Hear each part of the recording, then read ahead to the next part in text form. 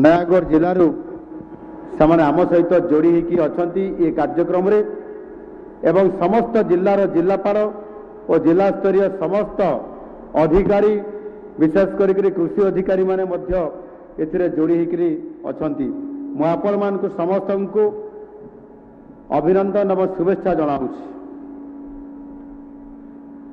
कृषि आम अर्थनीतिर मूलभित्ति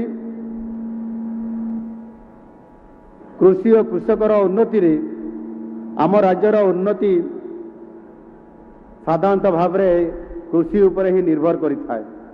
कृषि शिल्प अन्य क्षेत्र में उन्नति हेले आम राज्यर सामग्रिक उन्नति हेब और आम सरकार संकल्प समृद्ध ओडिशा 2036 यह सिद्धि रे परिणत हो पारिबो।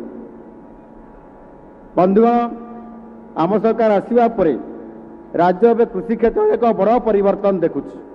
आमे पारंपरिक चाष पद्धति बाहरी एवं वैज्ञानिक पद्धति को आमे समस्ते आज आपणाई नहीं। आम सरकार एबे फसलर विविधता अर्थात क्रॉप डाइवर्सिफिकेशन उपरे मध्य आमे गुरुत्व दौरान। या द्वारा कृषक भाई भौणी मानकर आय रे निश्चित भाव आशातीत भाव वृद्धि घटिबो।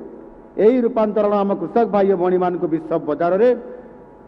विश्व बजार सह जड़िया एक नुआ सुजोग सृष्टि करछि जहाँ ओडिशावासी यह गौरवर विषय। किंतु आमको एतिक अटकिबार नहीं। आगामी दशंधि होउछि संकल्पर दशंधि।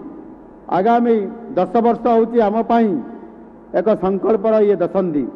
आम सरकार चाषीर आय वृद्धि करने सह ताकू एक स्थायी जीविका प्रदान करने प्रतिश्रुतिबद्ध।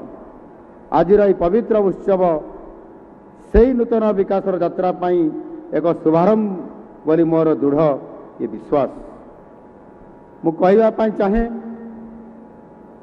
आम सरकार आसिला परे 2024 मसीहा पर 22 मास मध्य राज्यर कृषि अभिवृद्धि हार 5.3% रे पहुंची जहाँकि जातीय हार 4.4 ठारू यथेष्ट अधिक। यह आम सरकार सठिक नीति चाषी भाई भणी मान प्रति रही प्रतिबद्धतार आम सरकार लोकंर सरकार ये हूँ तार निच्छुक प्रमाण। आम सरकार केवल कथा देनी काम करी देखी तेणु लोके कहते आम सरकार हूँ कथा देई कथा रखिबा सरकार।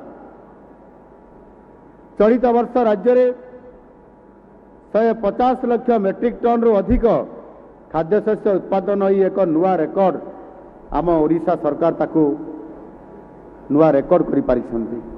एही उल्लेखनीय सफलता पर मु राज्यर प्रत्येक कृषकों को मु साधुवाद जनाउछि एवं आज मध्य जेते कृषक भाई माने एठी उपस्थित अछन्ति मु आपण मानकु कहिबी निश्चित भाव में आपण मानकर ये कठिन परिश्रम आपण मानकर ये तपस्यार फल आ जोथि पाई कि आज ओडिशा भारत वर्ष रे द्वितीय स्थान अधिकार करिकि विशेष करके धान उत्पादन क्षेत्र में आज यथेष्ट अग्रगति है आत्मनिर्भरशील हवा सहित आज अन्य राज्य को मध्य आज आमे सहयोग करि पारुछु तांकु मध्य आमे चाउल पठेबारे आमे सक्षम हो पारिछन्ति। आपण मानकर पई ओडिशा आज सारा देश को चाउल जोगाण रे निश्चित भाव में अग्रणी राज्य एवं भूमिका तो निभाउछि। आउ सेथिपाई आमे अनेक योजना मान मध्य आपण मानकु यथा समय आपण मानकर आवश्यकता अनुसार मध्य आपण को सहयोग देई आसुअछु। आज आम समस्तंकर पई बहुत बड़ आवश्यकता है ठीक समय रे चाषी को आर्थिक सहायता जोगई देबा से सार पाई हो बिहन पाई हो औषध पाई हो कीटनाशक औषध पाई हो एवं आनुषंगिक जो भी व्यवस्था करने कथा खर्च हवा कथा ताहा उपरे आम सरकार सीएम किसान योजना एक आगे जुगान्तकारी पदक्षेप हिसाब से आज सब्यस्त हो पारि।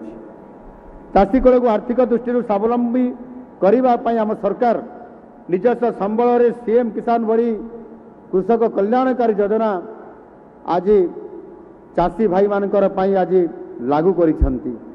एहार मूल लक्ष्य होउछि कृषक मानक राज्यर प्रगति रे मुख्य क्षेत्र सामिल करिबा। एहा द्वारा राज्यर 92% भाग क्षुद्र नाम मात्र चाषी भूमिहीन कृषक उपकृत हो पारुछंती। राज्यर समस्त क्षुद्र और नाममात्र चाषी एवं भूमिहीन कृषि परिवार को एथिरे अंतर्भुक्त करा जाउछि। आज राज्य में